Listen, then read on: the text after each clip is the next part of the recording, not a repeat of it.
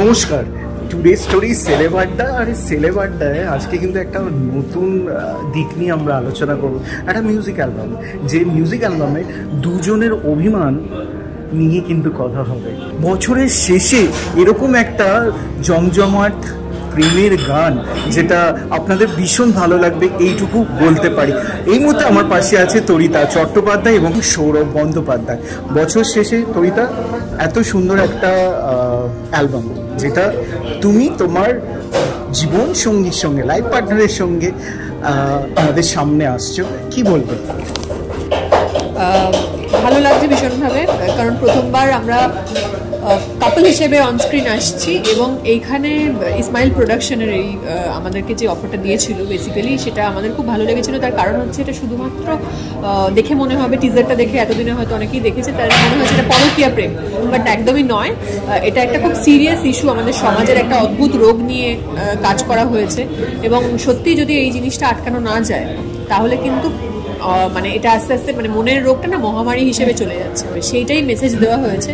তো এটার একটু পুরোনো ধারার গান, পুরোনো ধারার মিউজিক, পুরোনো ধারার সাজগোজ। এই যে সাজের যে সিলেকশনটা, এটা কি ডিরেক্টরের তরফ থেকে ছিল না তুমি করেছো?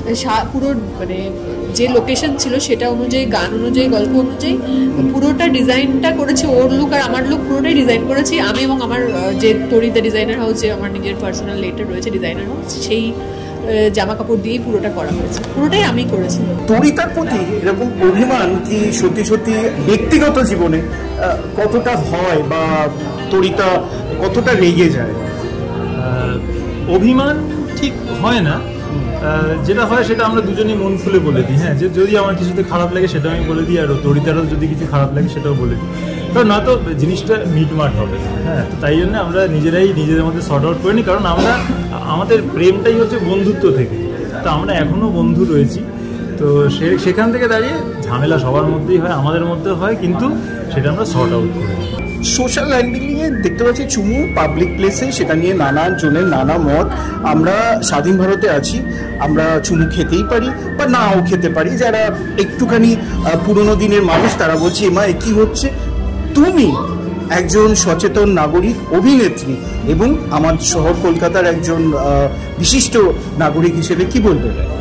দেখো, আমার ওপিনিয়ন যদি তুমি নাও, আমার মতামত অনুযায়ী অনেকেই বলেছেন, শুনেছি যে খুন তো করছে না, চুমুই খাচ্ছে। সেটা অবশ্যই চুমু খাচ্ছে, কিন্তু না কিছু সংস্কৃতি, আমাদের ভারতবর্ষের সংস্কৃতিটাই আমাদের অ্যাসেট। তো সেই সংস্কৃতিতে যদি ওয়েস্টার্নাইজ কোনো ছাপ ফেলার চেষ্টা করি আমরা জোর করে, তাহলে শুধুমাত্র ওইটুকু জিনিস, ছোট ছোট খাপছাড়া জিনিস কপি করলেই হবে না, তাদের বাকি জিনিসগুলোকেও কপি করতে হবে, পুরোটা নিতে হবে। আমরা কি করছি, একটু সাজগোজ খুবলে নিয়ে নিচ্ছি, একটু এরকম চুমু খাওয়াটা নিয়ে নিচ্ছি, একটু মা বাবার সাথে আলাদা থাকাটা নিয়ে নিচ্ছি, একান্নবর্তী পরিবার, এই সবগুলোকে নিয়ে নিচ্ছি। মানে আমরা খাপছাড়া ভালোগুলো তো নিতে হবে, তবেই তো উন্নতি করতে পারবে। তো আমার পার্সোনালি মনে হয়েছে যে যেহেতু ভারতবর্ষে সংস্কৃতিটা একটা অ্যাসেট মনে করি, গান বাজনা, নাচ থেকে শুরু করে সবকিছু, সাজ পোশাক, সেক্ষেত্রে আমার মনে হয়েছে যে এটা কোথাও গিয়ে আমাদের সংস্কৃতির যে সীমারেখাটাকে লঙ্ঘন করছে এবং পার্সোনালি আমার পছন্দ হয়। ও যেটা বললো একদমই ঠিক, যে আমরা নিচ্ছি কিছু কিছু জিনিস নিচ্ছি, সবটা তো নিতে পারছি না। সবটা নিলে আশা করি ভারতবর্ষটা আরো এগিয়ে যেত। রাইট, তাহলে নিলে সবটাই নেবেন, তাহলে বেকার এই জিনিসগুলো। চুমু খান না, কেউ বারণ করছে না, চুমু বাড়িতে খান, নিজেরা পার্সোনাল জায়গায় খান। হ্যাঁ,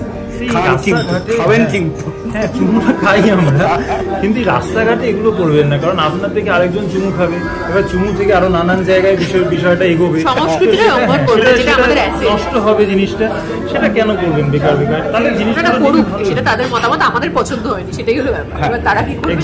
বছরের শেষে 4টে পরপর ছবি, এই যে বছরের শেষে একসঙ্গে এতগুলো বাংলা ছবি, তোমার কি মনে হচ্ছে যে হলমুখী মানুষকে সত্যি হলমুখী করা যাবে? যারা বাংলা ছবিকে ভালোবাসে, একসঙ্গে 4টে ভিন্ন স্বাদের ছবি তারা দেখতে হবে। অবশ্যই করা যাবে না, করা যাচ্ছে। 4টে ছবি লোকে মানে অ্যাকচুয়ালি শুধু সারা বছর যদি এভাবে ছবি বানানো যায় এবং এভাবে প্রমোশন বা যা যা করা যায়, ভালো ভালো কন্টেন্ট দেওয়া যায়, দর্শকরা দেখার জন্য মুখিয়ে থাকে। আমরা উইকেন্ডে বা উইকডেজে অনেক সময় ভালো ছবি, ভালো কন্টেন্ট দেখতে চাই, সেখানে আমরা মিস করি সেগুলো। তারপর আমাদের যেহেতু ইন্ডাস্ট্রি বাংলা সিনেমার জন্য, বাংলা সিনেমার পাশে দাঁড়াতে গেলে বাংলা সিনেমাও বানাতে হবে। তো সেক্ষেত্রে যদি ভালো কন্টেন্ট আসে নিশ্চয়ই লোকে দেখবে, এবং আমি কোনো এই দ্বন্দ্বে যাব না যে এই সিনেমা ভালো ওই সিনেমা ভালো খারাপ।